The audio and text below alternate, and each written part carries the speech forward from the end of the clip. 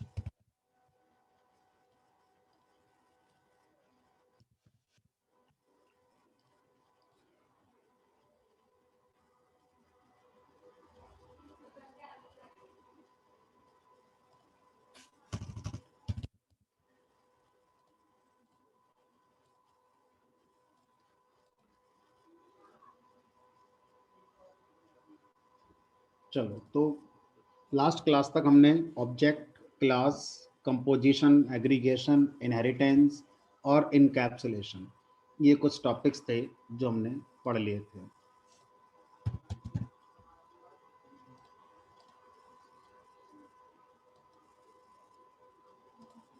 ठीक है, आज हमें पॉलीमॉर्फिज्म वाले कॉन्सेप्ट को स्टार्ट करना है कि पॉलीमॉर्फिज्म क्या होती है पाइथन के अंदर, कैसे इसको इम्प्लीमेंट किया जाता है।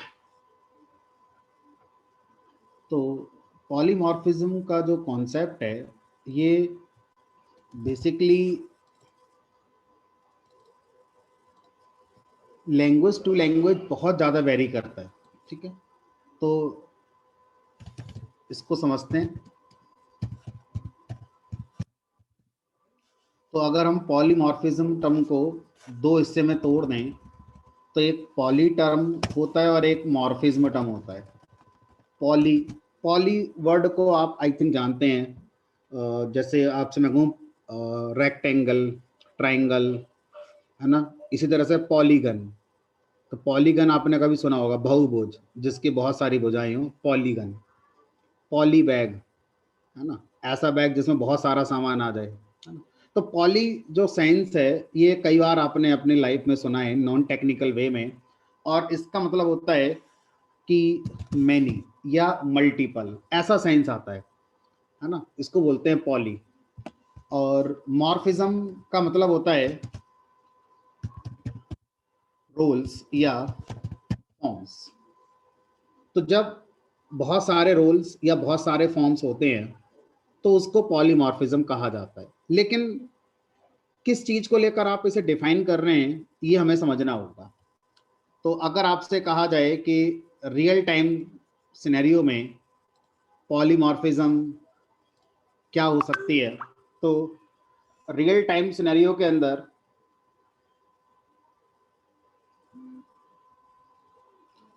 पॉलीमॉर्फिज्म जैसे अगर कहा जाए कि ये मैं हूं और मैं आपके लिए एक ट्रेनर हूं, लेकिन सबके लिए ट्रेनर नहीं हूं।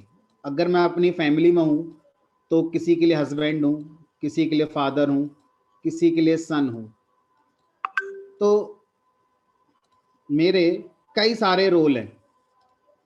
ठीक है, पहला रोल है ट्रेनर का, या पहली फॉर्म है ट्रेनर की, किसके कॉन्टेक्स्ट में, आपके कॉन्टेक्स्ट में।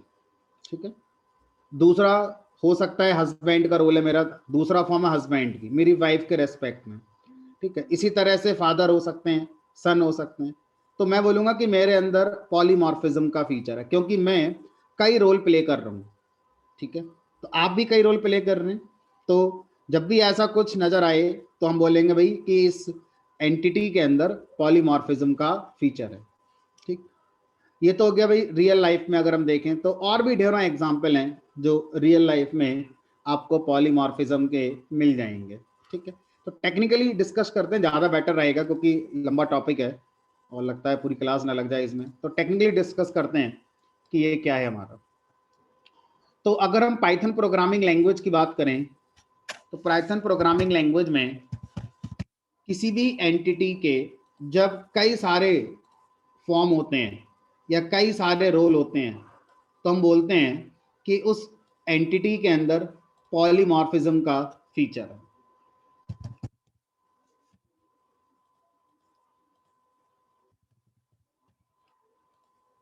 तो रोल बोलो, फॉर्म बोलो, जो चाहे वो आप बोल सकते हो।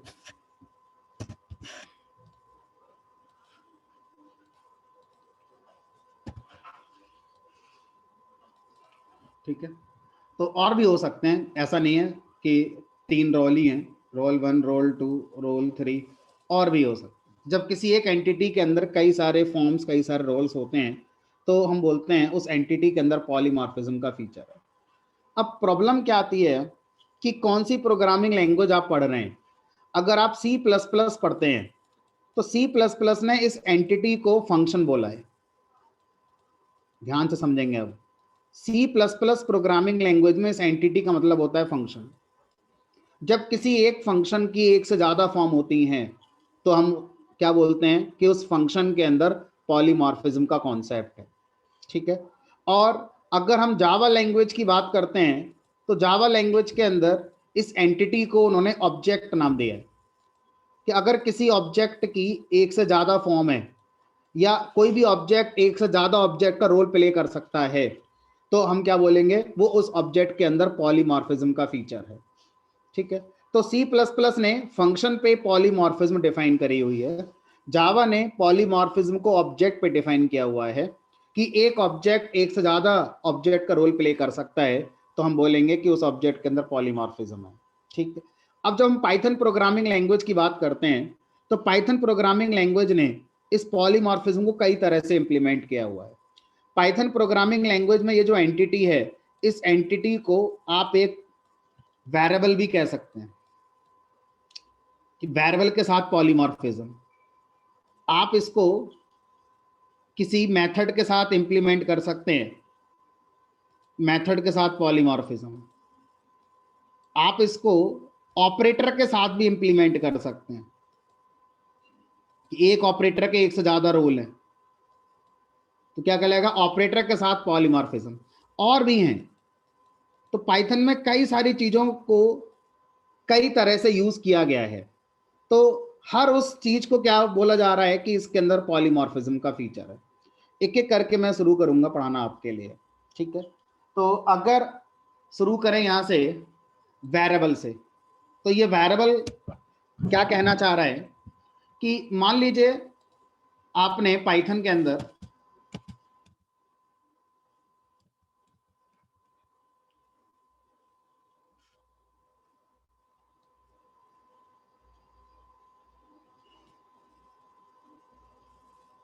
ब्राउजर कहाँ गया भाई,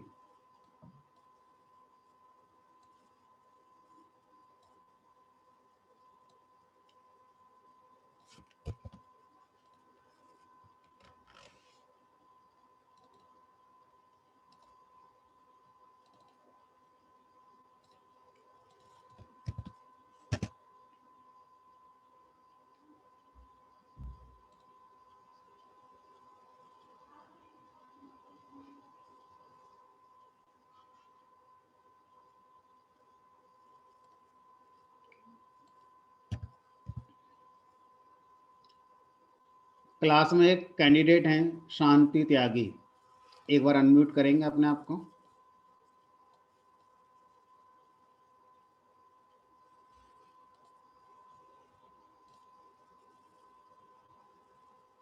सॉरी, शैंकी त्यागी।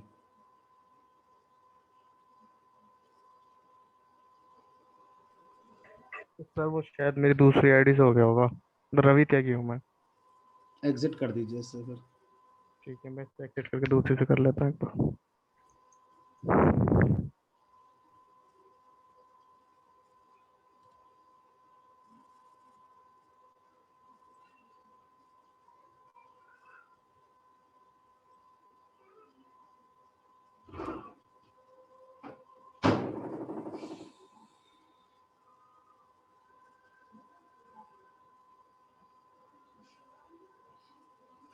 चलिए, तो यहाँ पर मैंने लिखा x इक्वल टू 10, तो हम बोलेंगे कि ये जो x वेरिएबल है, ये x वेरिएबल हमारा इंटीजर को रिप्रेजेंट कर रहा है।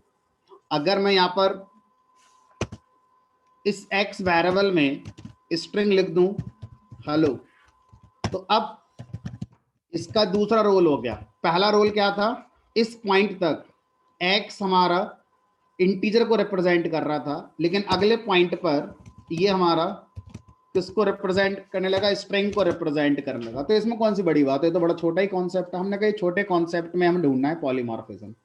हम x वेरिएबल को लेकर समझ रहे हैं, इस x वेरिएबल का रोल क्या है। इस x वेरिएबल का रोल अगर मैं सी लैंग्वेज और जावा लैंग्वेज में डिफाइन करूं तो आप ऐसा नहीं कर पाएंगे। आपको लिखना होगा int x, और जैसे ही आपने लिख दिया int x, अब इसका रोल फिक्स हो गया। अब ये पॉलीमॉर्फिज्म में यूज नहीं हो सकता, क्योंकि आपने फिक्स कर दिया कि ये कौन है हमारा, ये हमारा इंटीजर है। तो अब आप इस x के अंदर जो भी वैल्यू रिप्रेजेंट कर सकते हैं वो इंटीजर वाली ही कर सकते हैं। अब आप x के थ्रू फ्लोट के पास या स्ट्रिंग के पास या किसी और टाइप की वैल्यू के पास नहीं जा सकते, ठीक है। तो हम क्या बोलेंगे, हम बोलेंगे कि C++, जावा जैसी लैंग्वेज में जो हमारे वेरिएबल्स होते हैं वो पॉलीमॉर्फिक नहीं हो पाएंगे। क्यों, क्योंकि आपने उनका एक टाइप फिक्स कर दिया है। अगर आपने उनका टाइप फिक्स कर दिया है तो अब वो उसी टाइप की वैल्यू को ही रेफर कर सकते हैं, किसी और टाइप की वैल्यू को रेफर नहीं कर सकते। बट पाइथन के अंदर ऐसा नहीं है, कोई भी वेरिएबल किसी भी टाइप की वैल्यू को रेफर कर सकता है। अगली लाइन में ये लिस्ट को रिप्रेजेंट कर सकता है, इससे अगली लाइन में ये डिक्शनरी को रिप्रेजेंट कर सकता है, और जब जिसको ये रिप्रेजेंट करता है वो उसी के मेथड को कॉल करने के लिए यूज कर सकते हैं।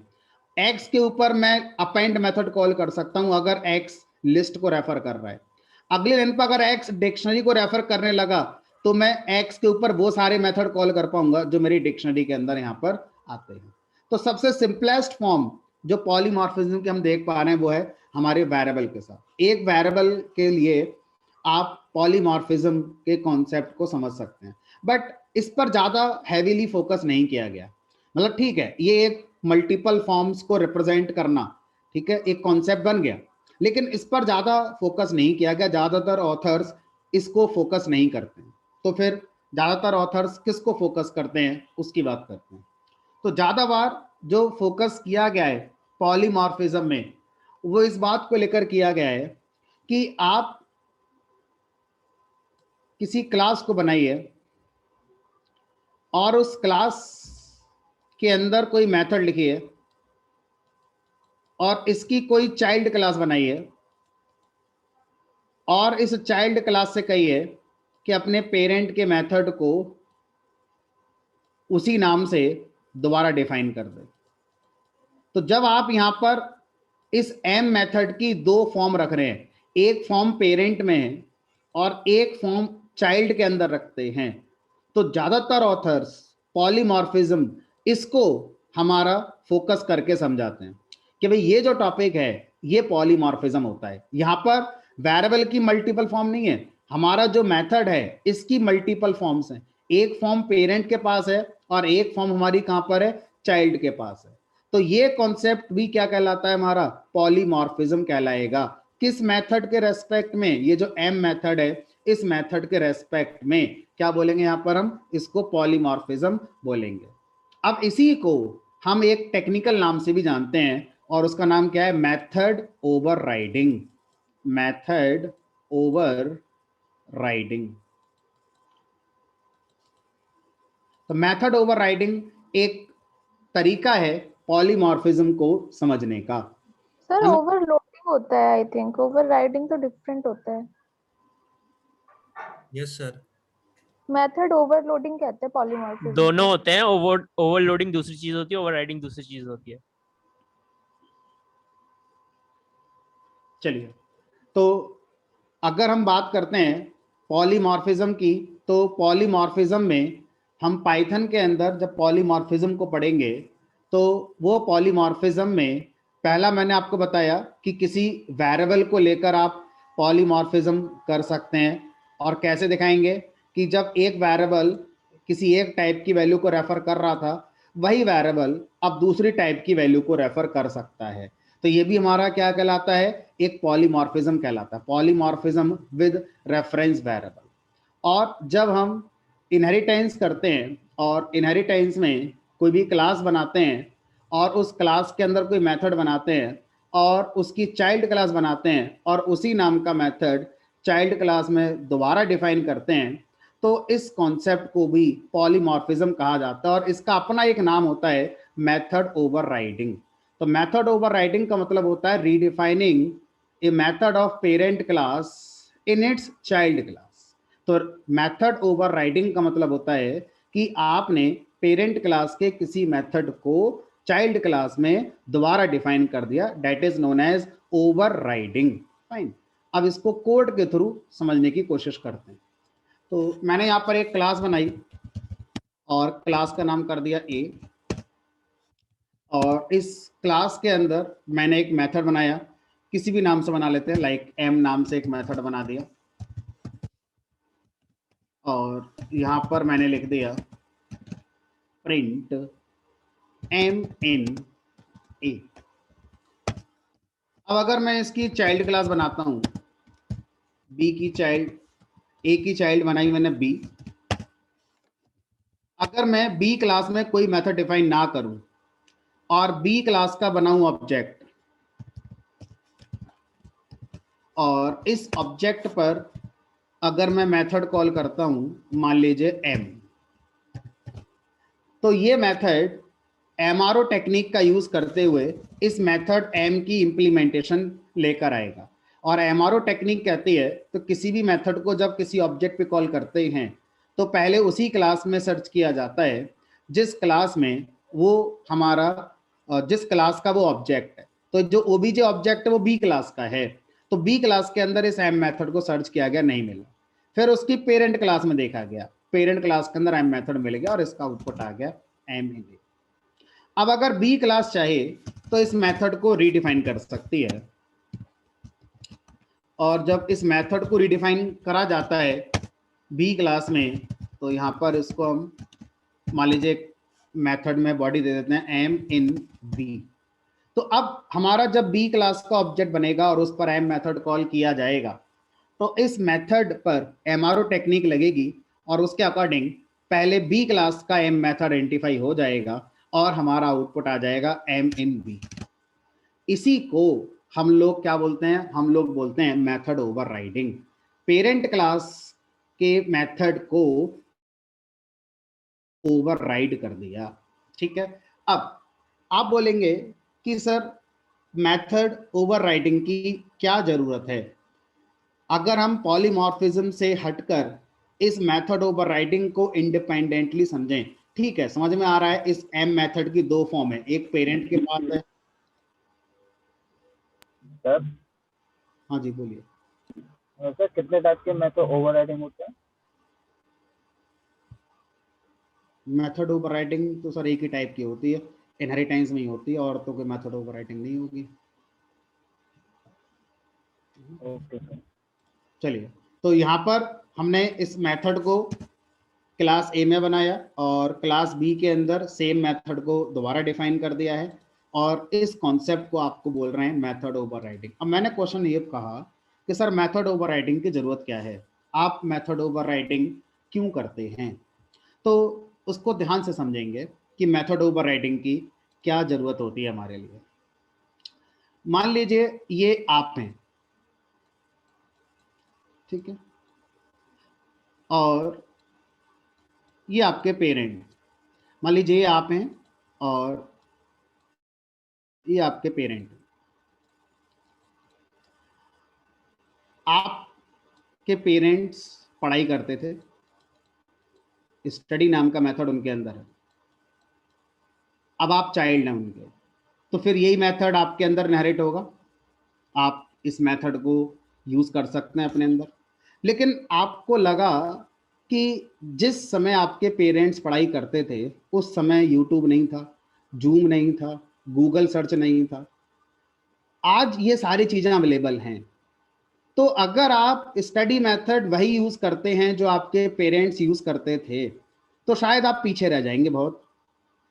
तो यहाँ पे आप पेरेंट्स के मेथड को यूज करना चाहते हैं, लेकिन अपने तरीके से डिफाइन करके यूज करना चाहते हैं।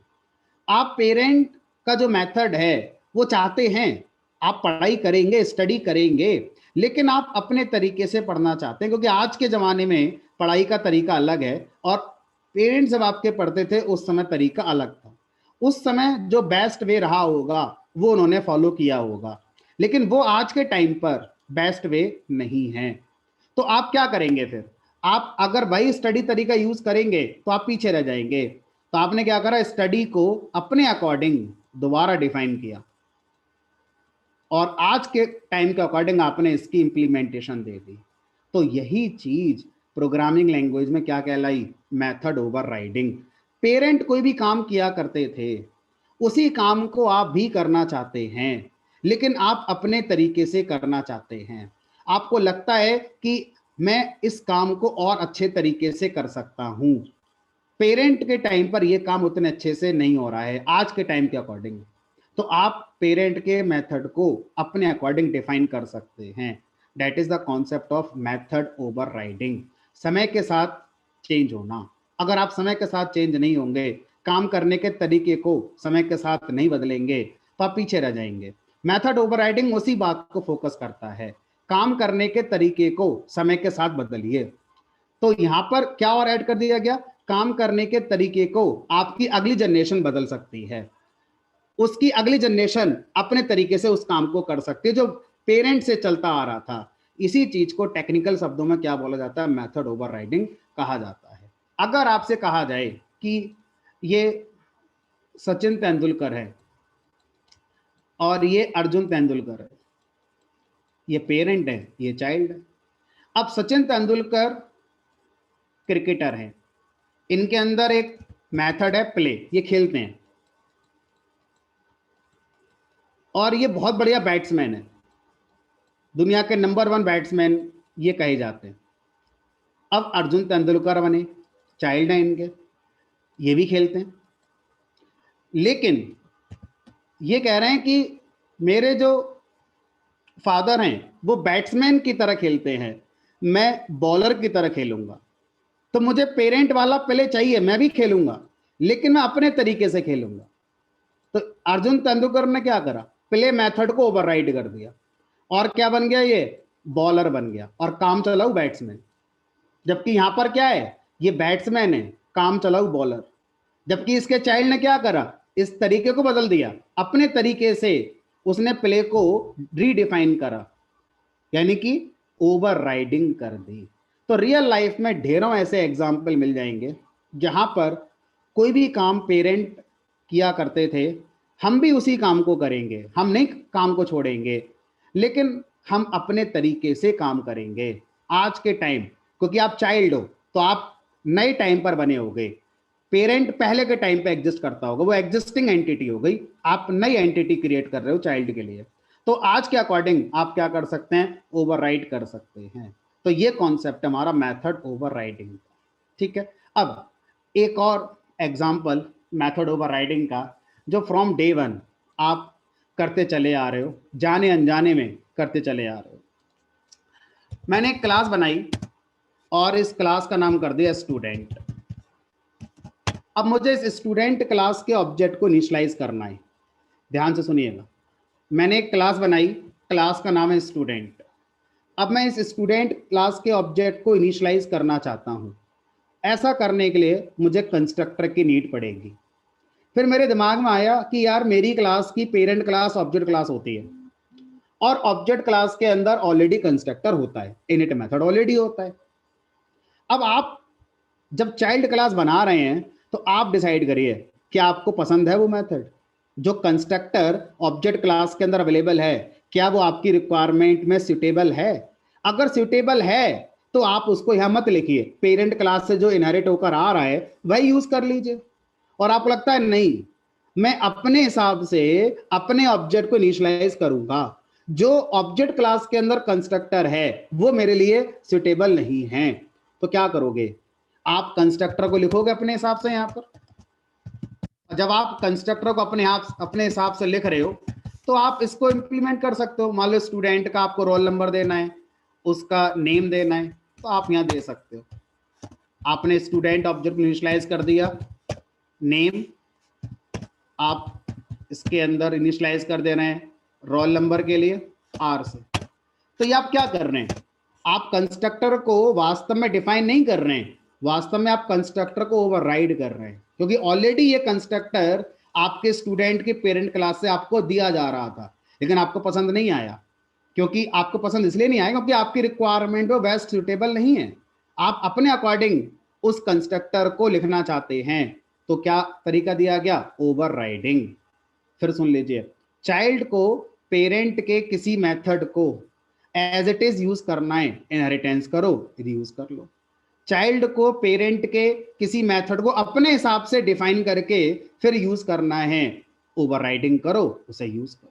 तो इस तरह से हम क्या कर रहे थे, जब भी अपनी क्लास में कंस्ट्रक्टर बनाते थे तो वास्तव में हम कंस्ट्रक्टर की ओवरराइडिंग कर रहे थे। तो पाइथन में कंस्ट्रक्टर एक मेथड होता है, इसलिए कंस्ट्रक्टर की ओवरराइडिंग यहाँ पर की जा सकती है। हर लैंग्वेज में ये टॉपिक नहीं होता कि कंस्ट्रक्टर की ओवरराइडिंग होगी, क्योंकि जावा जैसी लैंग्वेज में कंस्ट्रक्टर इनहेरिट होते ही नहीं है, वहां पर कंस्ट्रक्टर ओवरराइडिंग जैसा कोई कॉन्सेप्ट नहीं आता। बट पाइथन में कंस्ट्रक्टर इनहेरिटेंस का पार्ट होते हैं और वो एक मेथड की तरह ही इंप्लीमेंट किए गए हैं। इसलिए जब भी हम अपनी क्लास में कंस्ट्रक्टर बना रहे हैं, कंस्ट्रक्टर की वास्तव में क्या कर रहे हैं, ओवरराइडिंग ही कर रहे हैं। अब और ढेरों एग्जाम्पल हैं जो आपको अभी मैं ओवरराइडिंग के देने जा रहा हूँ। यहाँ पर अब मैं स्टूडेंट क्लास का ऑब्जेक्ट बनाता हूँ, इसी प्रोग्राम में आपको मैं वो एग्जाम्पल दूंगा। और यहाँ मैंने लिख दिया, मान लीजिए रोल नंबर 101 और नेम कर दिया मान लीजिए सोनू। अब आपका स्टूडेंट ऑब्जेक्ट बनकर तैयार हो गया, प्रिंट करा एस। ठीक है, अगर मैं यहाँ पर स्टूडेंट का रोल नंबर लिखूंगा तो ये ऐसे प्रिंट हो जाएगा, एस डॉट नेम ऐसे प्रिंट हो जाएगा। अब एक क्वेश्चन है आप लोगों से, उस क्वेश्चन को समझने की कोशिश करना।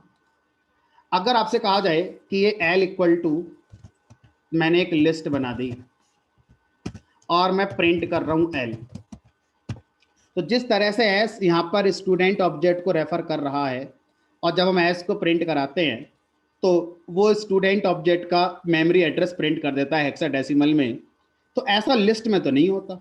जब मैं लिस्ट का ऑब्जेक्ट बनाऊंगा और L को प्रिंट करूंगा तो कायदे से इसको भी क्या करना चाहिए था, लिस्ट ऑब्जेक्ट जो मेमोरी के अंदर बना हुआ है उस लिस्ट ऑब्जेक्ट का हेक्साडेसिमल एड्रेस प्रिंट कर देना चाहिए था, बट ये नहीं करता।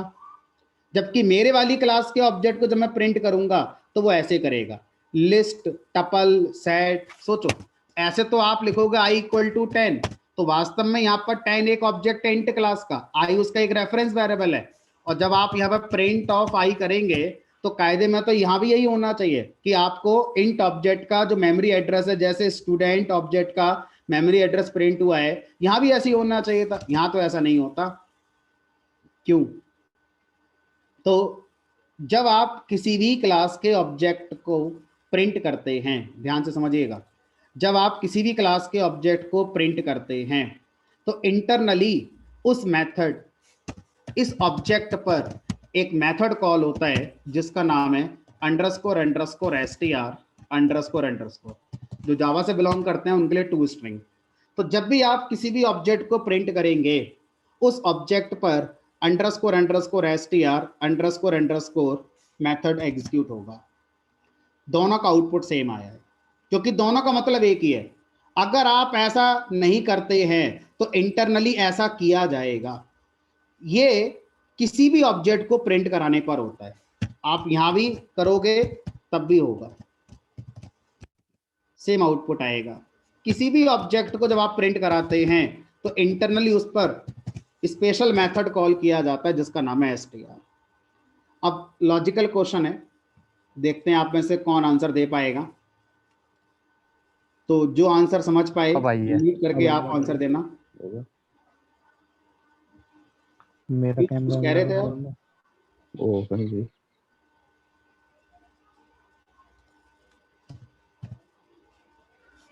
पीयूष आपकी आईडी नहीं मेंशन है, एक बार आईडी बताएंगे आप अपनी, या मेंशन कर दीजिए।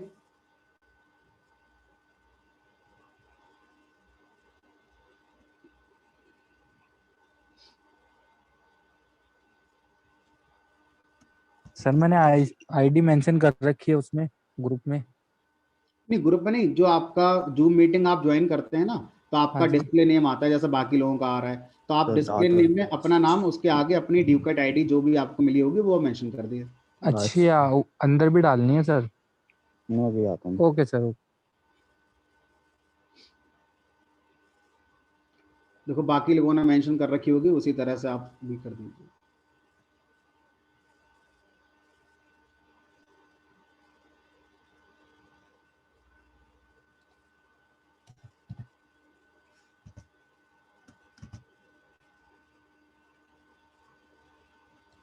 चलिए, तो अब मेरा क्वेश्चन सीधा सीधा वो ये कि जब किसी भी ऑब्जेक्ट पर आप किसी मेथड को कॉल करते हैं, मान लीजिए मैं एस पर एक मेथड कॉल कर दूं शो, तो इस लाइन का आउटपुट क्या आएगा, जो मैंने हाईलाइट करी हुई है, इस लाइन का आउटपुट क्या आएगा? स्टूडेंट ऑब्जेक्ट पर मैंने शो मेथड कॉल किया, क्या आउटपुट आएगा? सर तो फाइल के टाइप होगा वो आएगा। तो जो मेथड रिटर्न करता है वो आएगा देखो आउटपुट। आपके सामने स्टूडेंट क्लास लिखी हुई है और स्टूडेंट क्लास का ऑब्जेक्ट बना हुआ है, और मैं स्टूडेंट के ऑब्जेक्ट पर शो मेथड कॉल कर रहा हूँ। तो एकदम पॉइंट टू पॉइंट आंसर देने की कोशिश करिए कि इस मेथड के कॉल होने पर क्या एरर आएगा। एरर आएगा। क्या वजह होगी एरर आने की? शो नाम का कोई फंक्शन नहीं है ना, क्योंकि शो मेथड हमने स्टूडेंट ऑब्जेक्ट में डिफाइन नहीं करा है। किसी भी ऑब्जेक्ट पर अगर हम कोई मेथड कॉल करते हैं तो वो मेथड ऑब्जेक्ट की क्लास में होना चाहिए। तो शो मेथड अगर मैं एस ऑब्जेक्ट पे कॉल कर रहा हूं तो एस ऑब्जेक्ट स्टूडेंट क्लास का है, तो स्टूडेंट क्लास में शो मेथड होना चाहिए, नहीं है तो एरर आएगी। Student object has no attribute show. ठीक है, अब बड़ा ही क्लियर क्वेश्चन है, स्टूडेंट के ऑब्जेक्ट पर मैं str मेथड कॉल कर रहा हूं, तो रूल के अकॉर्डिंग ये मेथड स्टूडेंट क्लास में होना चाहिए, और जब ये मेथड स्टूडेंट क्लास के अंदर होगा तभी ये चल पाएगा, अदरवाइज एरर आएगी। लेकिन ये एरर नहीं आती, क्यों नहीं आती? इसका आंसर क्या होगा? ये पेरेंट क्लास में सबके पेरेंट। तो सर ये इंटरनली होता है ना, आपने अभी बताया था। सर ऑब्जेक्ट क्लास के अंदर होगा शायद। ऑब्जेक्ट सही। तो अगर हम किसी भी ऑब्जेक्ट पर कोई मेथड कॉल कर पा रहे हैं और वो मेथड उस क्लास में नहीं है जिस क्लास का ऑब्जेक्ट है, और एरर भी नहीं आ रही है, तो बड़ा ही सिंपल सा आंसर है। इसका मतलब है कि वो मेथड उस पेरेंट क्लास का होगा।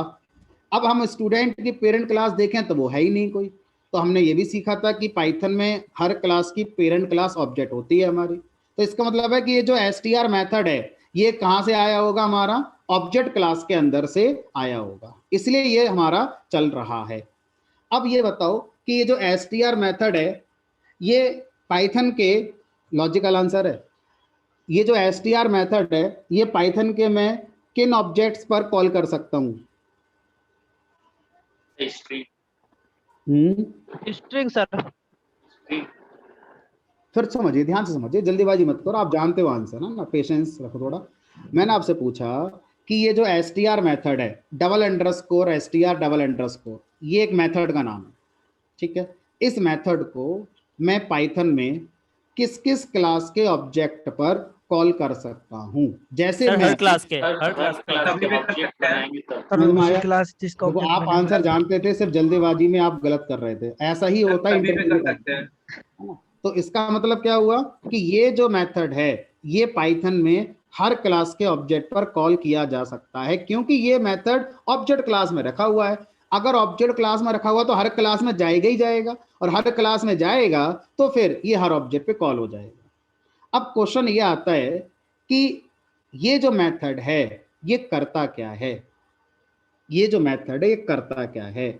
ये मेथड जिस ऑब्जेक्ट पे कॉल किया जाता है उस ऑब्जेक्ट का मेमोरी एड्रेस लाकर हमें रिटर्न करता है। और प्रिंट फंक्शन फिर उस मेमोरी एड्रेस को प्रिंट कर देता है।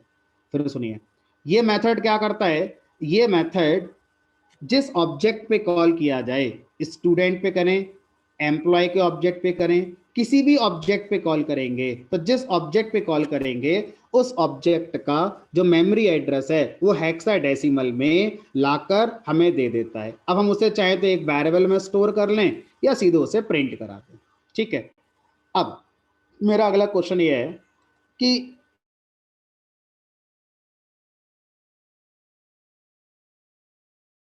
डेसिमल एड्रेस लेकर आता है, ये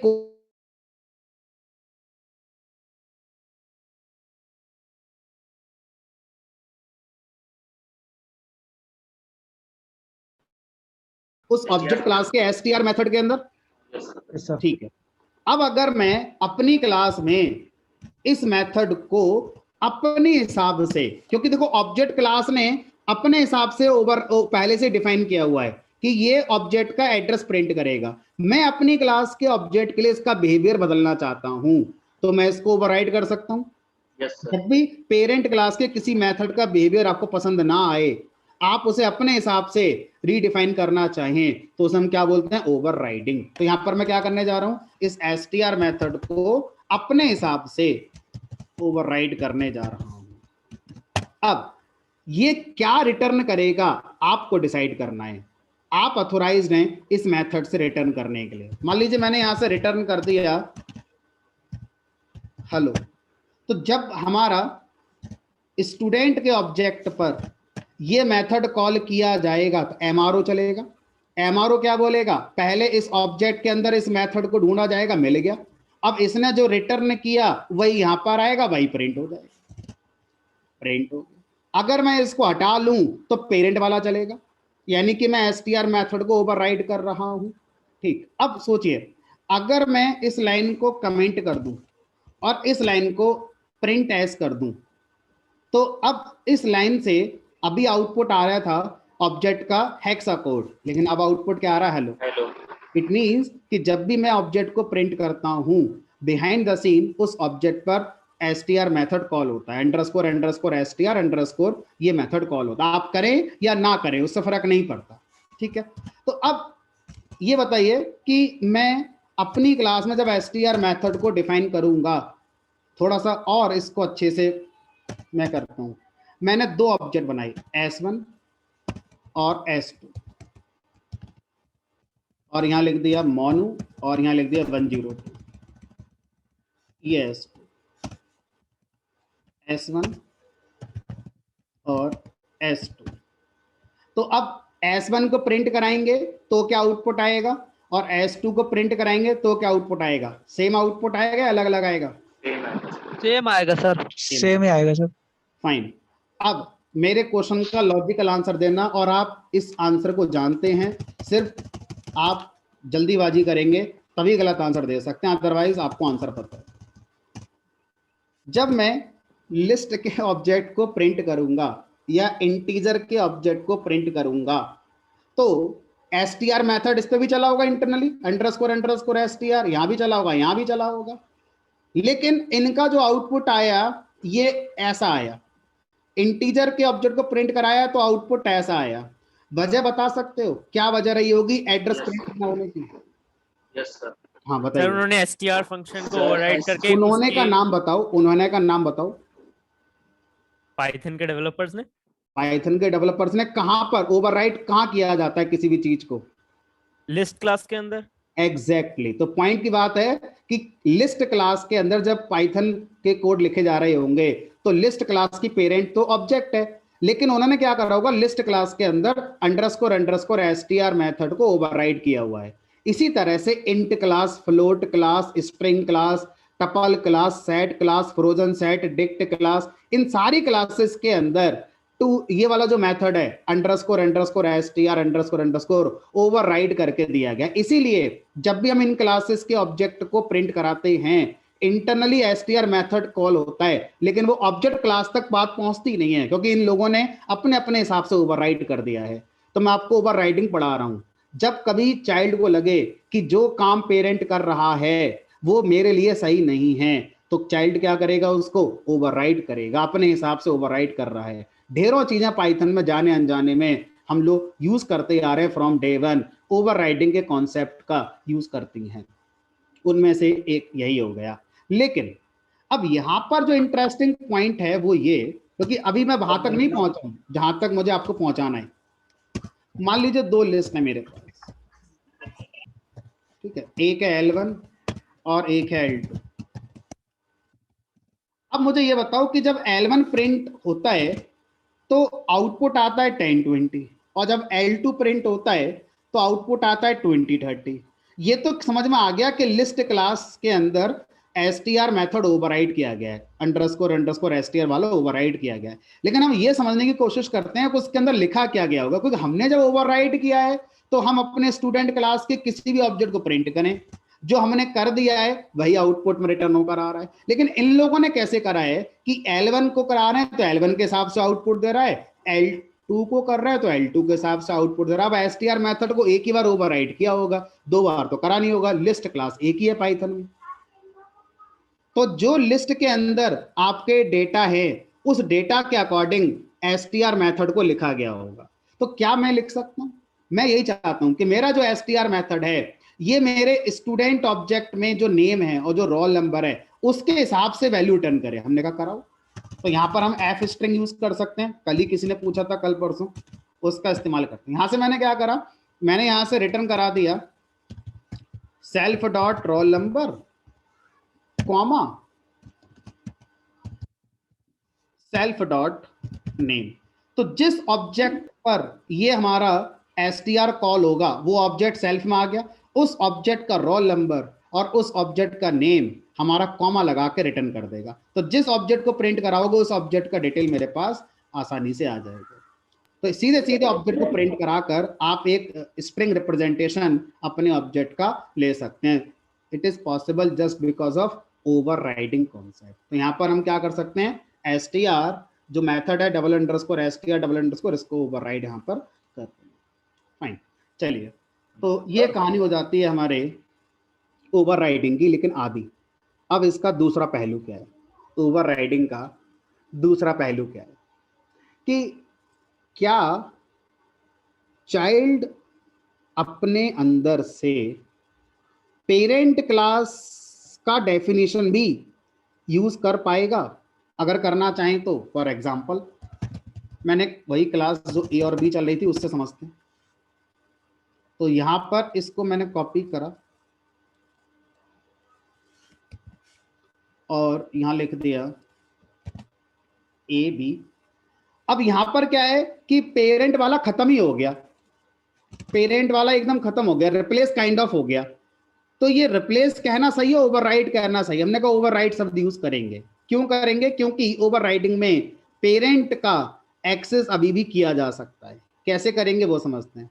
तो चाइल्ड क्लास का मेथड अपने अंदर से पेरेंट क्लास के मेथड को जो ओवरराइड हो चुका है एक्सेस कर सकता है। कैसे करेगा? Using super function. तो पाइथन में एक सुपर नाम का फंक्शन है, कीवर्ड नहीं है, फंक्शन है।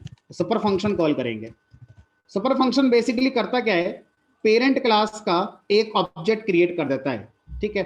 अब उस पे डॉट लगाकर हम क्या कर सकते हैं, पेरेंट क्लास के मेथड को चला सकते हैं।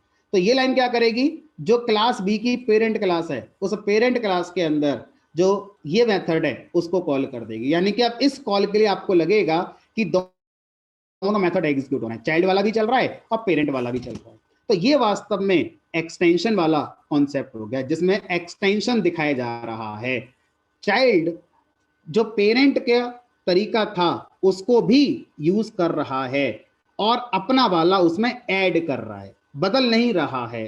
तो ये ज्यादा अच्छी ओवरराइडिंग मानी जाती है, जिसमें हम चाइल्ड को ये अलाउ करते हैं कि आप जो चाहते हैं वो करें, प्लस जो पेरेंट कर रहा था उसको भी आप साथ में लेकर चल सकते हैं। तो जो भी चाइल्ड का इंप्लीमेंटेशन है वो आप यहां से लिख सकते हैं, उसके बाद पेरेंट का यूज कर सकते हैं। चाहे तो पहले पेरेंट का कॉल कर दें उसके बाद चाइल्ड वाला यूज कर दें, फर्क नहीं पड़ता, ठीक है। चलिए अब आगे बढ़ते हैं और ये समझाने के बाद अब आपको एक यूज केस मैं देता हूं। और उस यूज केस में मैंने एक क्लास बनाई, क्लास का नाम ए कर दिया और यहाँ पर एक कंस्ट्रक्टर ओवरराइड कर दिया।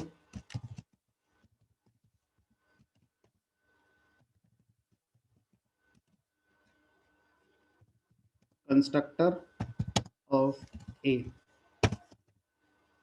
एक क्लास बनाई बी, क्लास बी के अंदर कंस्ट्रक्टर बनाया,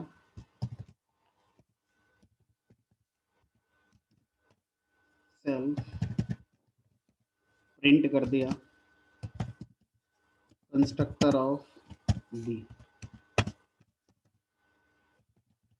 क्लास सी बनाई और दोनों को बना दिया पेरेंट, और सी ने अपना कंस्ट्रक्टर बना दिया, कंस्ट्रक्टर ऑफ सी। ऑब्जेक्ट बनाया सी क्लास का। तो अब आपको बताना है कि इस कोड को जब मैं रन कराऊंगा तो आउटपुट क्या आएगा। कंस्ट्रक्टर ऑफ सी। सिर्फ कंस्ट्रक्टर ऑफ सी आएगा, सही आउटपुट। Yes sir. अब मैंने क्या करा, ये तो आसान था, मुझे लग रहा था आप बता दोगे और आपने बता दिया। अब जो मुझे आपसे पूछना था,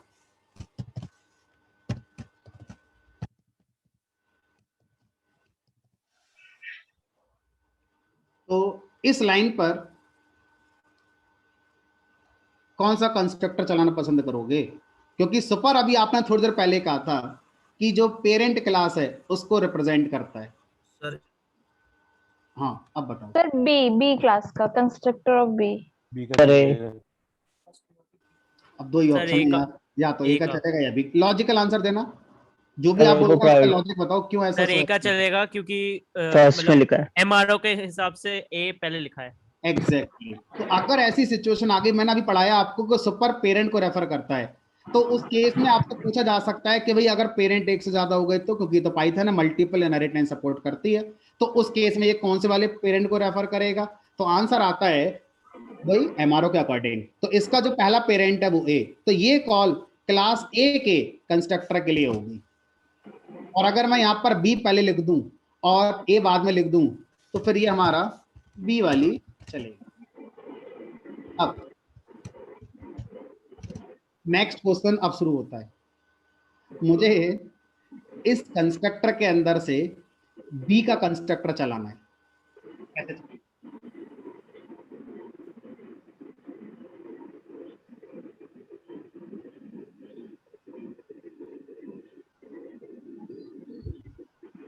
मुझे सी के कंस्ट्रक्टर के अंदर से ए का कंस्ट्रक्टर चलाना है, तो सुपर लगा के मैं कॉल कर दूंगा।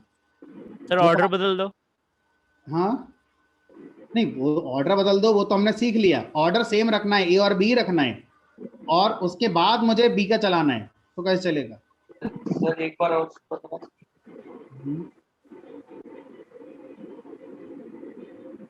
चलिए। सुपर में कोई पैरामीटर जाता है? सुपर में नहीं जाता, लेकिन उसका एक सिंटैक्स है कि अगर आप किसी भी पेरेंट क्लास के मेथड को स्पेसिफिकली कॉल करना चाहते हैं और उस पेरेंट क्लास को ही रेफर करना चाहते हैं रादर देन एमआरओ टेक्निक, तो उस पेरेंट क्लास का नाम लगाएंगे और उसका वो मेथड जो कॉल करना है, चाहे वो कोई सा मेथड हो, और उसके इनिट मेथड में सेल्फ को खुद पास करेंगे। तो ये जो स्टेटमेंट है क्या करेगा, क्लास बी का इनिट मेथड कॉल कर देगा, और ये स्टेटमेंट जो एमआरओ टेक्निक है उसके अकॉर्डिंग हमारा चलेगा। तो आप क्लास ए का भी कॉल कर सकते हैं, सिर्फ ए लगा देने से ऐसा हो जाएगा, ठीक है। लेकिन इस वाली अप्रोच से हमें बचना चाहिए, दोनों में ए का चलेगा। इस वाली अप्रोच से बचना इसलिए चाहिए कि कल को अगर मैंने पेरेंट क्लास का नाम बदल दिया यहाँ पर, तो यहाँ बदलना पड़ेगा मुझे। लेकिन इस वाली टेक्निक में मैं फ्री हो गया, पेरेंट क्लास का नाम क्या होगा मुझे इसको लेकर नहीं सोचना, अपने आप ऑटोमेटिकली पेरेंट क्लास जो भी होगी वो हमारी पिक कर ली जाएगी according to MRO technique. But जब मजबूरी है तो फिर आपको इस सिंटैक्स का यूज कर लेना है, जहां पर आप स्पेसिफिक होकर किसी एक पेरेंट क्लास के मेथड को चलाने की बात कर।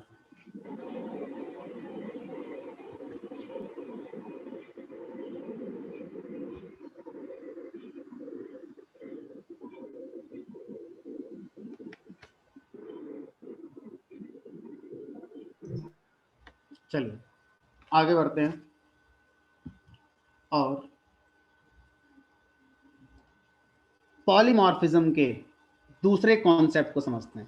पहला कॉन्सेप्ट हो गया मेथड ओवरराइडिंग। अच्छा, किसी ने बीच में एक पॉइंट बोला था, उसका आंसर थोड़ा समझ लेते हैं।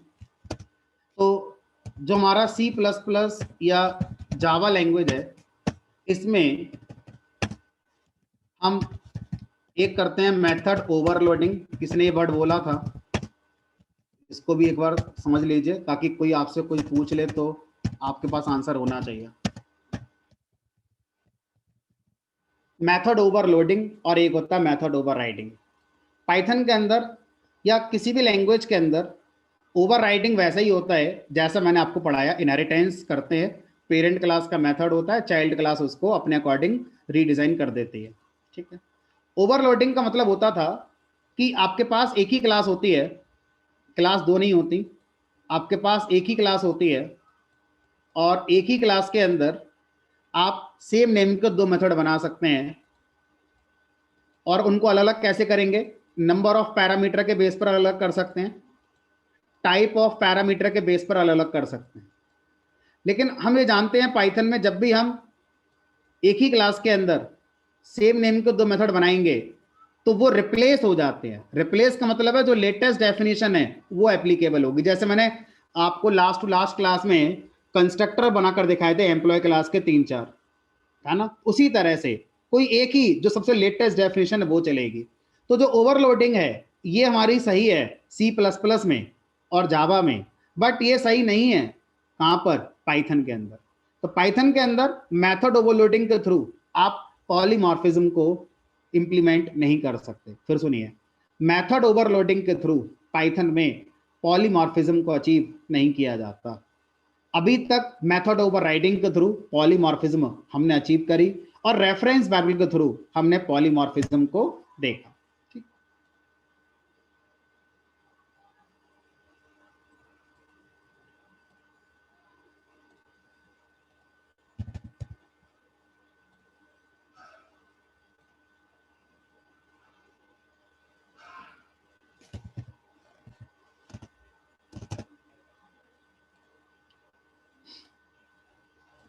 अब बात करते हैं आगे की। अगला कॉन्सेप्ट आता है हमारा ऑपरेटर ओवरलोडिंग। क्या होता है ऑपरेटर ओवरलोडिंग? किसी एक ऑपरेटर के एक से ज्यादा बिहेवियर होना, और ये हम बहुत पहले से जानते हैं। प्लस, ये जो प्लस है, ये प्लस क्या करता है? दो नंबर का एडिशन करता है। कब? जब वो दो न्यूमेरिक वैल्यूज होती हैं। वो का मतलब जब ऑपरेंड्स आपके न्यूमेरिक होते हैं। और ये कॉन्कैटिनेशन करेगा अगर स्ट्रिंग होगा, और अगर ये लिस्ट हुआ तो अपेंड लिस्ट को कॉन्कैट कर देगा। तो स्ट्रिंग कॉन्कैटिनेशन भी कर सकता है, लिस्ट कॉन्कैटिनेशन भी कर सकता है। x equal to 2, y equal to 3, x plus y 5 हो रहा है, x equal to a, y equal to b, x plus y a भी हो रहा है। ठीक है। और अगला है हमारा यहाँ पर लिस्ट L1 इक्वल टू मान लो 10,20, L2 इक्वल टू मान लो 40,50, और अगर मैं L1 प्लस L2 कर दूं 10, 20, 40, 50 हो रहा है। तो अब मेरा जो आपसे क्वेश्चन है वो ये है कि पाइथन जब बनाई जा रही थी तो प्लस ऑपरेटर का लॉजिक कहाँ लिखा गया होगा? प्लस ऑपरेटर क्या काम करेगा, इस बात का लॉजिक जब पाइथन के क्रिएटर्स ने लिखा होगा तो वो कहाँ लिखा होगा? और इस क्वेश्चन का आंसर देने से पहले, इस क्वेश्चन का आंसर देने से पहले मेरे इस क्वेश्चन का आंसर भी आपको देना है कि मैंने एक क्लास बनाई और इस क्लास का नाम कर दिया पॉइंट, और इस पॉइंट क्लास में एक कंस्ट्रक्टर बनाया मैंने जिसमें दो डायमेंशन है, x डायमेंशन, y डायमेंशन।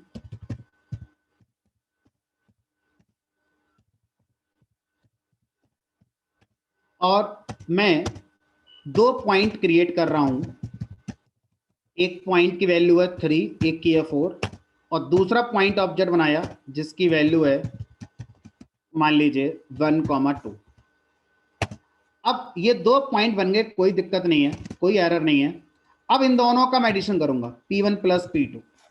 तो मैं चाहता हूं P1 प्लस P2 का रिजल्ट आए, लेकिन आ नहीं रहा है, मना कर रहा है, unsupported for plus point and point. अब मेरा जो क्वेश्चन है, इतना सब कुछ करने के बाद आपसे दोबारा है कि पाइथन ने जब प्लस ऑपरेटर को डिफाइन किया होगा कि ये क्या काम करेगा, तो कहाँ डिफाइन किया होगा? क्योंकि देखो ये इंटीजर पे चल रहा है, फ्लोट पे भी चलेगा, स्ट्रिंग पे चल रहा है, लिस्ट पे चल रहा है, लेकिन जब मैं अपनी क्लास के ऑब्जेक्ट पे चला रहा हूं तो मेरी क्लास के ऑब्जेक्ट पे नहीं चल रहा है। और अगर चलाना होगा तो कैसे चलेगा? इसका आंसर मैं तभी मिलेगा जब आप ये जान पाएंगे कि आखिर प्लस ऑपरेटर को पाइथन ने कहाँ डिफाइन किया होगा।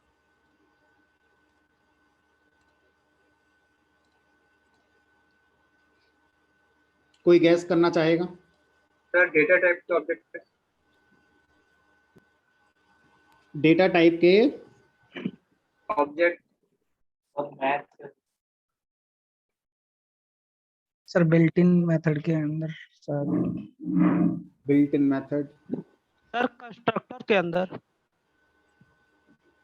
कंस्ट्रक्टर के अंदर। अच्छा ठीक है, जो कंस्ट्रक्टर वाले आंसर हैं, मुझे ये बता दो कंस्ट्रक्टर कहाँ डिफाइन होता है?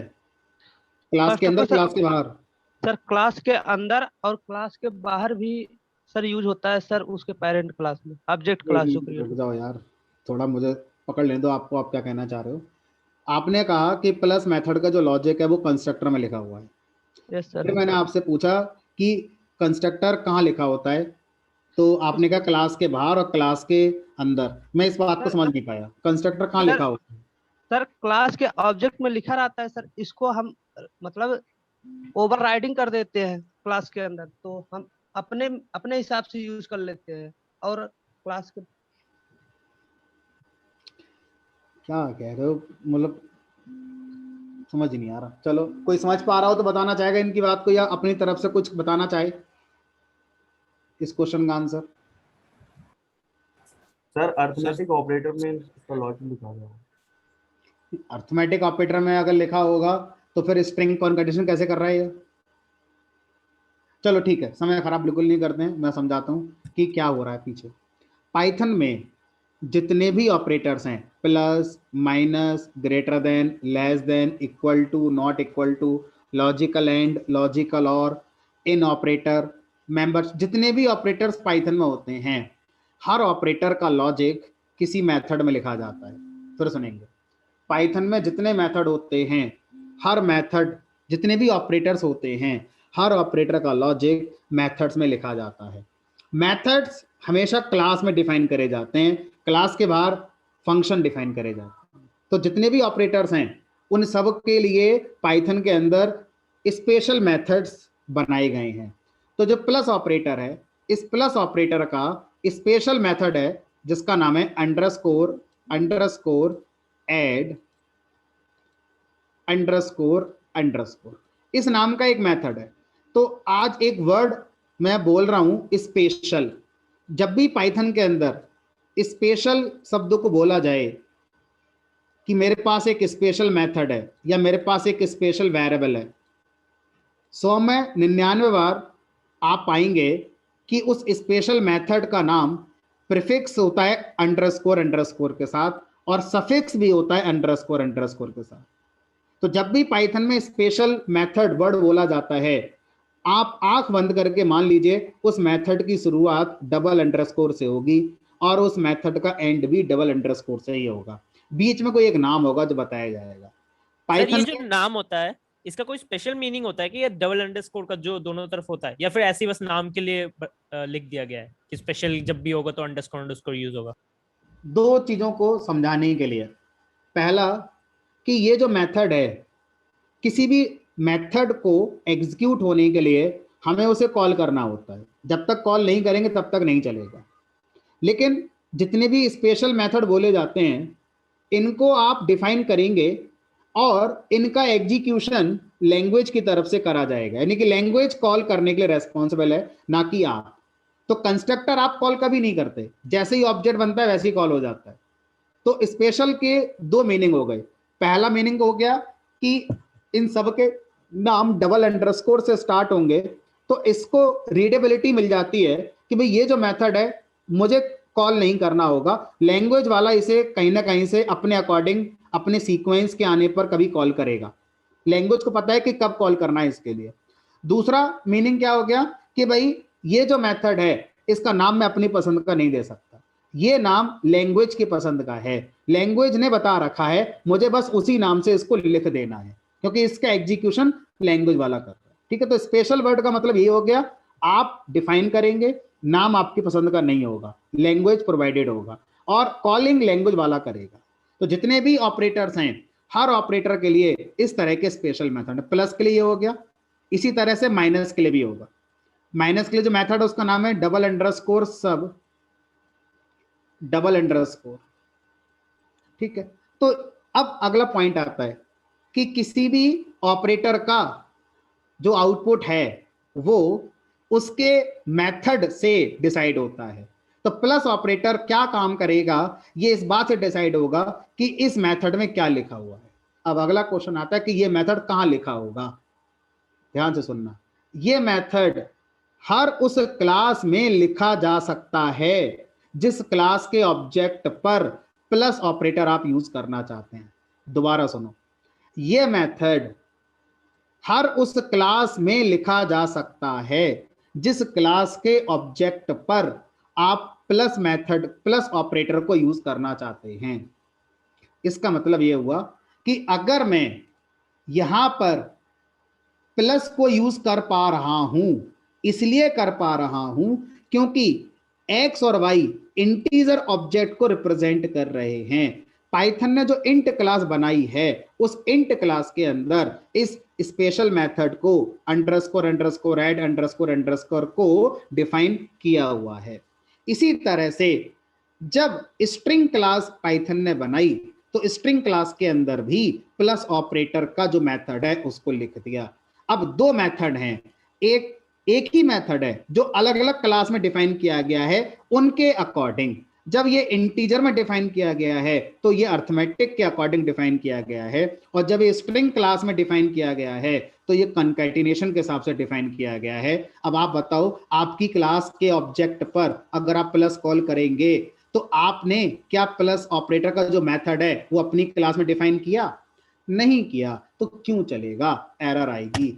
अब ये जो मेथड है ये कंस्ट्रक्टर की तरह नहीं है कि ऑब्जेक्ट क्लास में भी होगा और चल पड़ेगा। अगर ये मेथड ऑब्जेक्ट क्लास में होता तो पॉइंट क्लास के ऊपर चलता जरूर, भले ही आउटपुट मेरे अकॉर्डिंग नहीं आता लेकिन कुछ ना कुछ तो आता। लेकिन ये तो सीधा सीधा एरर देकर चला गया। इसका मतलब है कि ये जो प्लस ऑपरेटर का मेथड होता है ये मुझे ही लिखना पड़ेगा, ये कहीं किसी क्लास में नहीं होता। ठीक है, पहले से।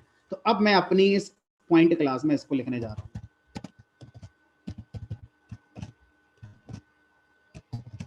अब ये जो मेथड होता है इस मेथड में दो आर्गुमेंट होते हैं, एक सेल्फ आर्गुमेंट होता है और एक अदर आर्गुमेंट होता है।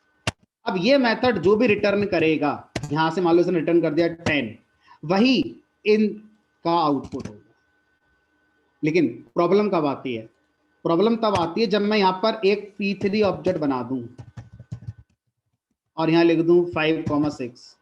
तो सोचिए, अगर मैं यहां पर P1 प्लस P2 करूंगा तो एरर तो नहीं आई, रिटर्न हो गया 10। और अगर मैं P2 प्लस P3 करूंगा तब भी तो 10 ही आएगा। कुछ भी कर दो, क्योंकि हर बार जब भी दो पॉइंट ऑब्जेक्ट होंगे उन पर प्लस चलेगा तो यही वाला मेथड चलेगा। अब आपको यहां से डिसाइड करना है क्या ऐसा लिखें कि जिन दो ऑब्जेक्ट पर ये प्लस चला उसके हिसाब से आउटपुट आ जाए। तो उसके लिए क्या करना होगा, ये जो P1 है इसको सेल्फ में पहुंचा दिया गया और ये जो P2 है इसको अदर में पहुंचा दिया गया। तो जितने भी बाइनरी ऑपरेटर के मेथड्स होंगे उनके दो आर्गुमेंट होंगे। पहला ऑब्जेक्ट इसमें आएगा, दूसरा ऑब्जेक्ट इसमें आएगा। अब सोचो, सेल्फ इस लाइन के लिए मैं आपको समझा रहा हूं जो मैंने हाईलाइट की हुई है। इस लाइन के लिए सेल्फ का मतलब P1 हो गया। अगर P1 में मैं लिखूं सेल्फ डॉट एक्स, तो सेल्फ डॉट एक्स मतलब P1 डॉट एक्स मतलब 3, तो इस एक्सप्रेशन मतलब हो गया 3। अगर मैं यहां प्लस कर दूं अदर डॉट एक्स, इसका मतलब हो गया, अदर का मतलब हो गया P2, P2 का x कितना है 1, तो 3 + 1 4 हो गया, comma self dot y plus other dot y. तो आपने पॉइंट ऑब्जेक्ट के लिए प्लस को अपने हिसाब से डिफाइन करा, कैसे? P1 का x और P2 का x जुड़ जाएगा, कॉमा P1 का y और P2 का y जुड़ जाएगा, ऐसा आपने लिखा हुआ है। अब इस लाइन के लिए P2 हो गया सेल्फ और P3 हो गया अदर, उसके हिसाब से आउटपुट आपका, ठीक है। तो इस तरह से हम क्या कर सकते हैं, किसी भी ऑपरेटर को ओवरलोड, इसे शब्द क्या बोलेंगे, ओवरलोड करना, ना कि ओवरराइड करना, क्योंकि ऑलरेडी ऑब्जेक्ट क्लास में नहीं है। तो अब कहूं कि सर मैं यहां पर ऐसे करूंगा, प्रिंट P1 × P2। आ जाओ भाई मैदान में, बताओ जब मैं ऐसा करूंगा तो क्या ये हमारा आउटपुट आएगा या नहीं आएगा? एरर। एरर नहीं आएगी। आएगा सर, वजह बताइए क्यों आएगी एरर? ये सर डिफाइन करना पड़ेगा मल्टी कोई। हाँ बिल्कुल। हाँ, तो यानी कि जो हमारा मल्टीप्लिकेशन ऑपरेटर है, इसके इक्विवेलेंट कोई एक मेथड जरूर होता होगा, उस मेथड को हमें उस क्लास में लिखकर आना होगा जिस क्लास के ऑब्जेक्ट पर मैं इस ऑपरेटर को यूज करना चाहता हूं। इसका मतलब हुआ पाइथन बनाते समय इंट क्लास जब बनाई गई होगी तो उसमें इस ऑपरेटर के इक्विवेलेंट मेथड को भी लिख दिया गया होगा। इवन इंट क्लास में तो सारे लिख दिए गए होंगे, है ना। तो मेरे पे इसलिए नहीं चलेगा क्योंकि मैंने इस ऑपरेटर के इक्विवेलेंट मेथड को अपनी पॉइंट क्लास में नहीं लिखा है, अनसपोर्टेड। तो अब अगर मैं करना चाहता हूं तो ढूंढना पड़ेगा कि कौन सा मेथड है, तो मैं आपको लिस्ट शेयर कर दूंगा ऑपरेटर के इक्विवेलेंट मेथड की, क्योंकि ये आसान है, इनको याद करना समझना इजी हो जाएगा। अब जो आप करना चाहते हैं वो कर दो, तो x का मल्टीप्लाई दूसरे वाले x से कर दो और y का मल्टीप्लाई दूसरे वाले के y से कर दो। मान लो ऐसा मैं चाहता हूं,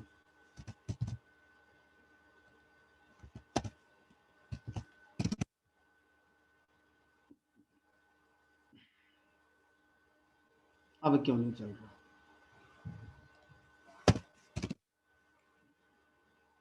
ठीक है, तो 3 × 3 3, 4 × 2 8। तो कोई भी दो पॉइंट ऑब्जेक्ट आप यूज कर सकते हैं इस काम को करने के लिए। ठीक, तो आई होप ऑपरेटर ओवरलोडिंग का कॉन्सेप्ट समझ में आ गया होगा। इसी तरह से जितने भी operator, less than, greater than, equal to, not equal to, and operator, or operator, bitwise and, bitwise or, जितने ऑपरेटर पाइथन में हैं, हर ऑपरेटर किसी भी ऑब्जेक्ट पे इंप्लीमेंट किया जा सकता है। आपको ढूंढना है उस ऑपरेटर के इक्विवेलेंट मेथड का नाम और उस मेथड को आप अपनी क्लास के लिए डिफाइन करेंगे, तब आप उस क्लास के ऑब्जेक्ट पर उस ऑपरेटर को यूज कर सकते हैं। इसे बोलते हैं ऑपरेटर ओवरलोडिंग। पॉलीमॉर्फिज्म का ये हमारा तीसरा हिस्सा हो गया। पहला हिस्सा था रेफरेंस वेरिएबल की पॉलीमॉर्फिज्म, उसको ज्यादा फोकस नहीं किया गया। दूसरा हिस्सा था मेथड ओवरराइडिंग, बिल्कुल फोकस करके ही समझा जाता है, हमने भी पढ़ा, समझ में भी आ गया कि ओवरराइडिंग क्यों करते हैं। चाइल्ड अपने हिसाब से पेरेंट को चेंज करना चाहता है, पेरेंट के किसी मेथड को चेंज करना चाहता है तो ओवरराइड कर सकता है। तीसरा पढ़ा ऑपरेटर ओवरलोडिंग, क्या जरूरत है, आप अपने ऑब्जेक्ट पर ऑपरेटर्स को यूज करना चाहते हैं तो उन ऑपरेटर्स के इक्विवेलेंट मेथड्स को आप अपने ऑब्जेक्ट की क्लास में लिख कर आएंगे, that is the need of operator overloading. और ऐसा करने के बाद अब आपको लगेगा कि इस ऑपरेटर के तो कई मीनिंग हो गए, ये ऑपरेटर इंटीजर पे ऐसे चलता है, मेरे वाले पे ऐसा चल रहा है, मेरी ही इस क्लास के ऑब्जेक्ट पर ऐसा चल रहा है, मेरी ही एक दूसरी क्लास है उस पर ही ऐसा चल रहा है, क्योंकि आप लिखने वाले हैं। जैसा आप लिख दोगे उस ऑपरेटर का लॉजिक, वैसा वो बिहेव करना शुरू कर देगा। ऑपरेटर ओवरलोडिंग हर लैंग्वेज में नहीं होता, भले ही वो ऑब्जेक्ट ओरिएंटेड क्यों ना हो। जैसे जावा लैंग्वेज में ऑपरेटर ओवरलोडिंग प्रोग्रामर नहीं कर सकता, जावा ने खुद करके दिया हुआ है इकलौता प्लस ऑपरेटर, उसके अलावा उसने भी खुद नहीं करा है, और हमें राइट नहीं दिया कि हम अपनी क्लास के ऑब्जेक्ट पर प्लस लगा पाए। सी प्लस प्लस में ये होता है, C plus plus operator overloading को सपोर्ट करती है, पाइथन भी ऑपरेटर ओवरलोडिंग को सपोर्ट करती है। ठीक है, तो ये वाला जो कॉन्सेप्ट है ये हमारा पॉलीमॉर्फिज्म वाला कंप्लीट हो जाता है। तो ये पॉलीमॉर्फिज्म का कॉन्सेप्ट है। ठीक है, आगे सर एक क्वेश्चन है पूछिए। सर, ये अभी आपने बताया ये स्पेशल मेथड्स हैं, ठीक है, डबल अंडरस्कोर से शुरू होते हैं, जी, तो ये भी तो इनिट हो गया हमारा, एसटीआर हो गया, ये भी डबल अंडरस्कोर से शुरू होते हैं, तो ये भी स्पेशल मेथड्स हो गए। बिल्कुल, ये भी स्पेशल मेथड है, बिल्कुल। तो इनकी भी ओवरलोडिंग करी जा सकती है? दोबारा बोलिए। इनकी भी, जैसे अभी आपने ओवरलोडिंग बताई है, इनकी ऐड की बता दी, मल्ट की बता दी, मल्ट की बता दी, तो ये भी तो स्पेशल है, इनकी भी ओवरलोडिंग की जा सकती है, इनिट की या एसटीआर की? चलो समझते हैं। तो एक कॉन्सेप्ट है हमारा स्पेशल मेथड का, एक कॉन्सेप्ट है, आपने अरिथमेटिक की बताई है ना, कि जिसमें अरिथमेटिक कोई ऑपरेशन हो रहा हो या कंपैरिजन, इनमें तो होता नहीं है ऐसा कुछ अरिथमेटिक। मैं बताता हूँ इस कॉन्सेप्ट को, समझिए दोबारा। स्पेशल मेथड हमारे पास होते हैं पाइथन में, वो जो प्रीफिक्स डबल अंडरस्कोर से होते हैं, सफिक्स डबल अंडरस्कोर से होते हैं। ठीक है, इनमें से, अब ध्यान से सुनना, आपके क्वेश्चन का आंसर आ रहा है, इनमें से बहुत से मेथड ऐसे हैं जो ऑब्जेक्ट क्लास में ऑलरेडी लिख दिए गए हैं। इनमें से बहुत से मेथड ऐसे हैं जो हमारे ऑब्जेक्ट क्लास में लिख दिए गए हैं। ठीक है, अगर ऑब्जेक्ट क्लास में जो लिखी गई बॉडी है मुझे अपने लिए वही यूज करनी है तो मुझे कुछ करने की जरूरत नहीं है। लेकिन ऑब्जेक्ट क्लास में इन मेथड्स की जो बॉडी दी गई है वो मेरे हिसाब से फिट नहीं हो रही, मैं उन्हें दोबारा लिखना चाह रहा हूं, तो यहां पर वर्ड यूज करेंगे ओवरराइटिंग। ठीक, दूसरा, जितने भी ये स्पेशल मेथड हैं जो मैं अपनी क्लास में लिख रहा हूं, ये किसी भी पेरेंट में पहले से नहीं है, किसी भी पेरेंट क्लास में नहीं है, और मैं इन्हें अपनी क्लास के लिए बनाना चाहता हूं, इनको डिफाइन करना चाहता हूं। तो जब मैं इनको डिफाइन करूंगा तो मैं बोलूंगा ओवरलोडिंग। जैसे मैंने इनिट मेथड को पॉइंट क्लास में लिखा, मैं इसके लिए वर्ड यूज करूंगा कि मैं ओवरराइडिंग कर रहा हूं इनिट मेथड की, भले ही ये स्पेशल मेथड है। ठीक है, ऐड मेथड स्पेशल मेथड है, मेरी क्लास में मैंने लिखा है, लेकिन इसके लिए मैं वर्ड यूज नहीं करूंगा ओवरराइडिंग, मैं इसके लिए क्या वर्ड यूज करूंगा, मैं इसके लिए वर्ड यूज करूंगा ओवरलोडिंग। क्यों? क्योंकि ये मेथड ऑलरेडी पॉइंट की पेरेंट क्लास में नहीं है, किसी भी तरह से पॉइंट क्लास में ये मेथड हमारा नहीं आ रहा है। ठीक है, तो स्पेशल मेथड ओवरलोड होते हैं कब? अगर वो जिस क्लास में लिखे गए हैं उसकी पेरेंट में नहीं थे, पहली बार वो लिखे गए हैं, दैट इज ऑपरेटर ओवरलोडिंग, है ना, या स्पेशल मेथड की ओवरलोडिंग। अगर वो स्पेशल मेथड हमारी जिस क्लास में हमने लिखा है उसकी पेरेंट में भी एग्जिस्ट करता है, फिर भी हम उसे दोबारा लिखना अपने हिसाब से, that is known as overriding. तो एसटीआर मेथड जो मैंने यहां पढ़ाया था, ये वाला, इसकी हमने ओवरराइडिंग करी है। क्यों? क्योंकि ऑलरेडी ये ऑब्जेक्ट क्लास में है, इसकी ओवरराइडिंग करी है। बट जो मैंने अभी दो पढ़ाया ये, इनको हम क्या बोलेंगे? इनको बोलेंगे ऑपरेटर ओवरलोडिंग। ये ऑपरेटर के इक्विवेलेंट मेथड है और इनके हम क्या कर रहे हैं? ओवरलोडिंग यहां पर कर रहे हैं। ठीक है सर, तो नेम्स डिफरेंट है, काम तो वही करते हैं कि हम अपने हिसाब से काम करा रहे हैं इनको चेंज करके। एग्जैक्टली, है ना। प्रैक्टिकल जो इसका जो फैक्ट है वो यही है कि हम अपने हिसाब से उनको डिफाइन कर रहे हैं, लेकिन इसको क्या नाम देकर बोला जाए तो उसके लिए शब्द है ओवरलोडिंग और एक शब्द है ओवरराइडिंग। इससे क्या फर्क पड़ेगा? इससे फर्क यह पड़ेगा कि आप इनहेरिटेंस वाले कॉन्सेप्ट को समझ पाएंगे।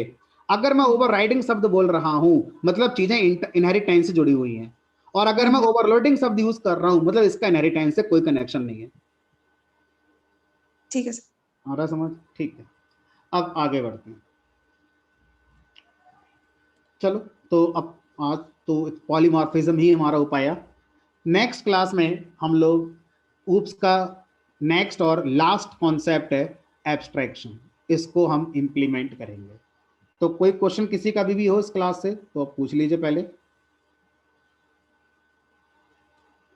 सर पाइथन में कैरेक्टर एन्कोडिंग कौन सा सपोर्ट करता है? मतलब कितने कैरेक्टर्स होते हैं? ये यूनिकोड ही चलता है। पाइथन 2.7 में यूनिकोड आ गया था। अच्छा यूनिकोड ही है अभी तो। हाँ यूनिकोड आ गया। अब यूनिकोड के कई सारे वर्जन होते हैं। यूनिकोड हाँ। का लेटेस्ट वर्जन 13 चल रहा है, 13 यूनिकोड 13। तो अब ये इस बात पे डिपेंड करेगा कि हम पाइथन का कौन सा वर्जन यूज कर रहे हैं और उस वर्जन पे यूनिकोड का कौन सा वर्जन आ गया है। तो यूनिकोड का जो सबसे पहला वर्जन आया था यूनिकोड 1.0, उसमें 65,536 कैरेक्टर्स थे। और अभी जो लेटेस्ट वर्जन हमारा चल रहा है यूनिकोड 13, इसमें 1,42,859 कैरेक्टर्स हैं। ठीक है सर एक बार एक चीज और छोटी सी, ये आपने अभी STR जो बताया था डबल, वो उसका हेक्सा कोड प्रिंट कर रहा था ना? वो कहाँ लिखा हुआ है ऑब्जेक्ट?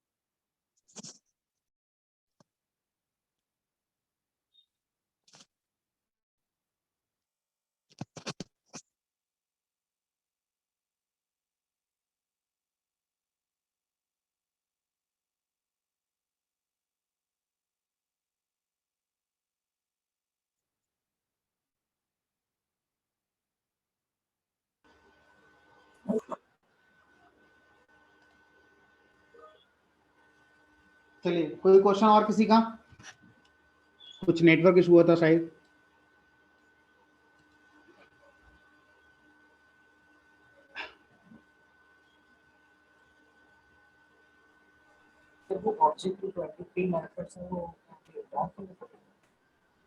क्या पूछ रहे हो अंकित, दोबारा बोलो। ऑब्जेक्ट जो 23 मेथड्स इसके अंदर और इनिशियलाइजिंग ऑटोमेटिकली।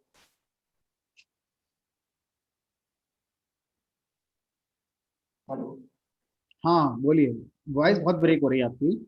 सर, ऑब्जेक्ट में जो 23 मेथड्स हैं वो क्या उसे लर्न करना पड़ेगा? नहीं नहीं, आप उससे निकालो ना, dir फंक्शन लर्न क्यों करोगे भाई? 4-5 तो पढ़ लिया हमने। हाँ हाँ हाँ। तो str पढ़ लिया, init पढ़ लिया, 2 तो ये हो ही गए हमारे। ओके। अभी और जैसे आगे बढ़ेंगे, गार्बेज कलेक्शन में एक आ जाएगा डेल। इसी तरह से कुछ ऐसे ऑपरेटर भी हैं जिनके मेथड भी हमारे ऑब्जेक्ट क्लास में हैं, क्योंकि सर जैसे डबल इक्वल। वो पता होगा तभी हम डिफाइन कर पाएंगे ना कि ओवरलोडिंग और ओवरराइडिंग कैसे है। हाँ अब चलो, जैसे आपने जो क्वेश्चन पूछा मुझे याद आ गया, अब जो चले गए वो चले गए, क्या करें। तो मान लीजिए यहाँ पर मैंने P1 ऑब्जेक्ट बनाया और एक P4 ऑब्जेक्ट बनाया और यहाँ कर दिया 3,4। सोचिए P1 और P4 दोनों बराबर हैं, P1 और P4 बराबर हैं।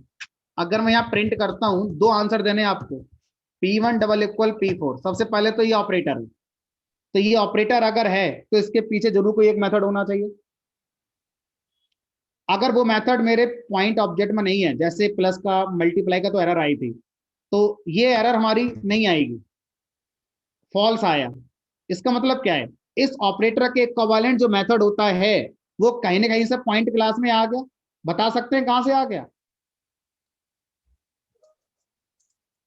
सर वो जो ऑब्जेक्ट क्लास में, ऑब्जेक्ट क्लास में, सुनिए, ऑब्जेक्ट क्लास में इस ऑपरेटर का मेथड पहले ही डिफाइन करके रख दिया है, ठीक है। और उस मेथड में जो हमारा ऑब्जेक्ट क्लास में लिखा हुआ है वो 2 ऑब्जेक्ट के एड्रेस को चेक करता है। अगर 2 ऑब्जेक्ट का एड्रेस सेम है तो ट्रू देगा, अदरवाइज फॉल्स देगा। यहाँ पर P1 ऑब्जेक्ट अलग एड्रेस पे बना होगा, P4 ऑब्जेक्ट अलग एड्रेस पे बना होगा। अगर मैं अपने वाले ऑब्जेक्ट के लिए चाहता हूं कि ये मेरा काम करे तो इसके इक्विवेलेंट जो मेथड होगा, अब आप बताओ क्या शब्द यूज करूं। मेथड का नाम मैं बता रहा हूं, मेथड का नाम है EQ नाम का मेथड है। अब आप मुझे बताओ इसको लो, आप शब्द क्या यूज करोगे, ओवरलोड या ओवरराइड? सर ओवरराइड होगा ये। ओवरराइड होगा सर। क्योंकि ऑलरेडी ऑब्जेक्ट क्लास में ये है, मैं इसे क्या कर रहा हूँ दोबारा लिख रहा हूँ, तो अपने अकॉर्डिंग रिटर्न कर देता हूँ। रिटर्न कर दिया, अगर सेल्फ डॉट एक्स इक्वल है अदर डॉट एक्स के and self dot y equal है अदर डॉट वाई के, तो ट्रू आएगा, अदरवाइज फॉल्स आएगा। तो इस तरह से इक्वल ऑपरेटर का जो मेथड है ऑलरेडी ऑब्जेक्ट क्लास में है, लेकिन वो दो ऑब्जेक्ट के एड्रेस से ट्रू फॉल्स देता है। मैं अपनी ऑब्जेक्ट को अपने हिसाब से मैच करना चाहता हूँ, ना कि एड्रेस के हिसाब से, तो आप ओवरराइड अपने हिसाब से करना। ओके चलिए, बाकी नेक्स्ट क्लास में लेंगे मंडे के लिए। इसको पढ़कर आना है, बहुत प्रैक्टिस करके आनी है, तब आगे चल के जो नेक्स्ट टॉपिक हमारा एब्स्ट्रैक्शन वो आप अच्छे समझ पाएंगे। Thank you.